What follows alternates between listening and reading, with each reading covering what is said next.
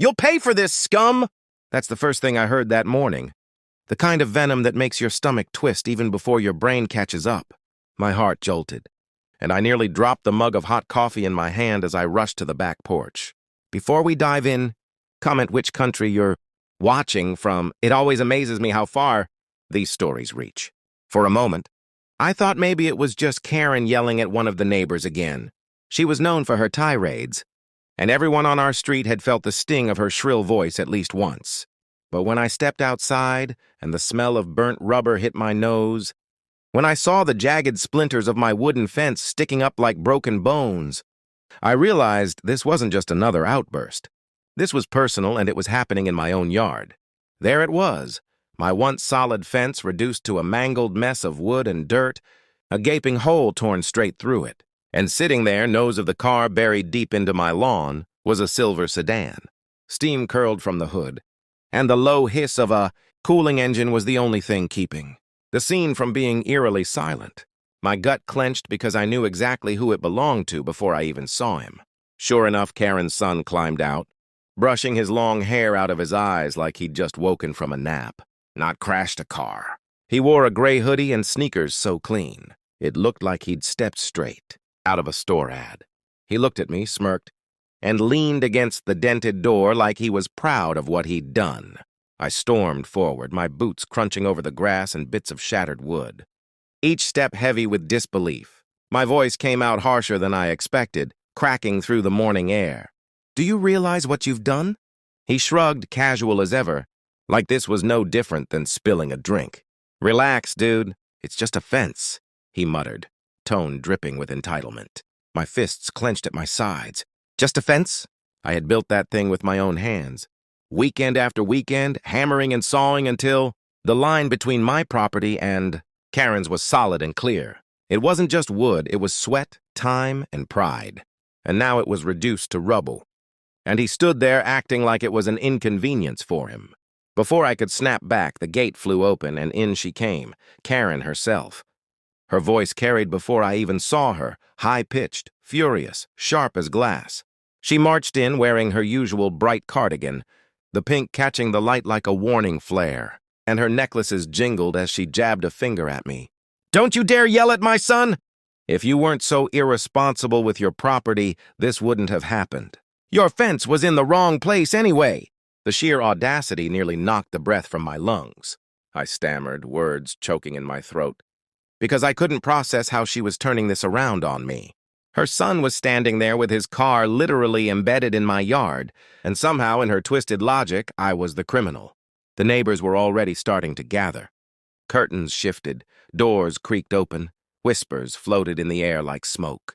I could feel their eyes on us, the whole street buzzing with curiosity. Karen thrived on an audience, and she played it up, throwing her arms around, her bracelets flashing. "You'll pay for this!"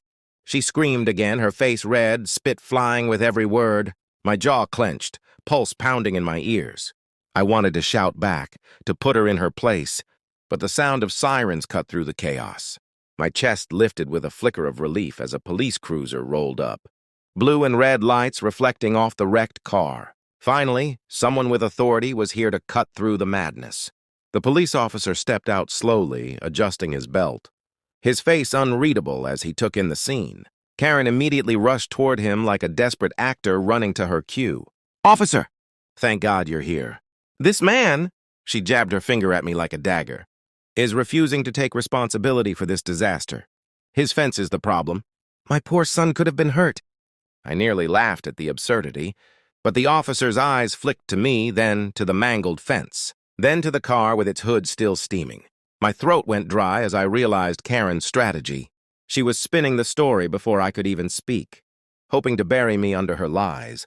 I stepped forward, my hands raised slightly, my voice steadier than I felt. "Officer, with all due respect, her son crashed through my fence.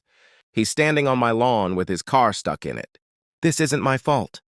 The officer gave a small nod, but Karen gasped dramatically, clutching her chest like she was about to faint.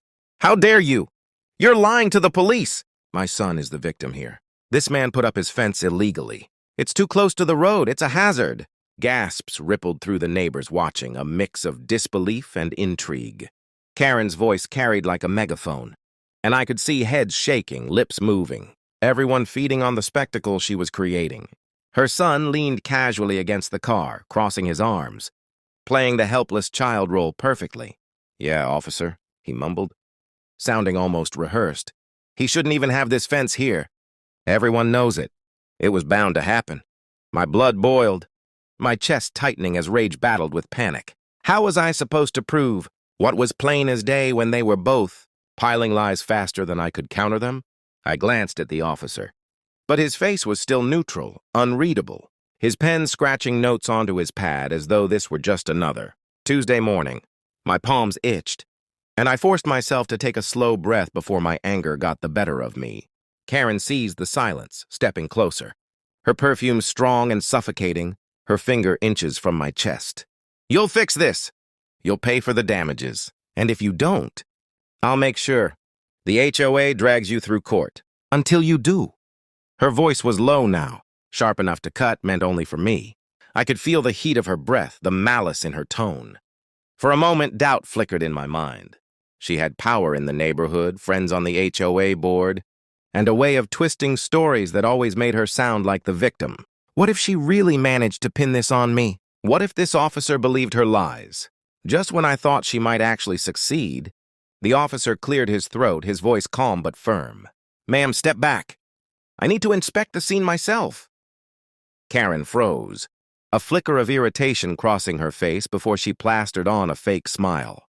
She backed away, muttering under her breath, but her son stayed put, smirking as though he'd already won. My heart pounded as the officer walked slowly around the car, his boots crunching over broken wood, his eyes scanning every detail.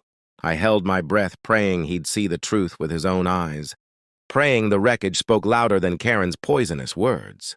The officer crouched near the car, his hand brushing over the snapped boards, following the trail of splintered wood that led straight into my yard.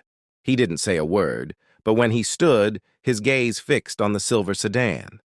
He pulled out a small flashlight, shining it into the crumpled grille, then into the tire tracks gouged deep into the grass. The silence stretched, heavy and suffocating, broken only by Karen's nervous laugh. "Well, officer, you see, appearances can be deceiving. Maybe he staged this." She stopped when the officer straightened and held up his hand. "Enough. I've seen enough." His voice was like a gavel slamming down, final and sharp. My lungs expanded for the first time in what felt like hours. Karen's son shifted uneasily, his smirk faltering as the officer walked back to the cruiser. The neighbors leaned closer, the entire block practically holding its breath. The officer spoke into his radio, his voice clipped, professional. Within minutes, the rumble of a tow truck filled the street, growing louder until it turned the corner, bright yellow and impossible to miss. Karen's eyes widened, panic breaking through her mask of control. "What is this?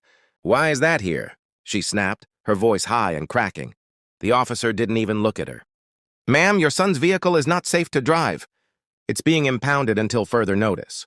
You'll need to take this up with your insurance." The tow truck backed in, beeping loudly, and the neighbors erupted in murmurs, some even chuckling at the sight. The driver hooked the mangled sedan, metal clanking as the car was pulled up onto the platform. Karen's son shouted, his voice breaking, "You can't do this! This is unfair!" His hoodie sleeves flapped as he waved his arms, but the officer stayed firm, arms crossed. "You caused this crash. This isn't his responsibility. It's yours." I felt the tension drain from my chest as justice finally landed, solid and undeniable. For once, the truth had cut through the lies, and no amount of Karen's shouting could stop it. Karen screeched louder, trying to rally the crowd, pointing at me as if her finger could condemn me.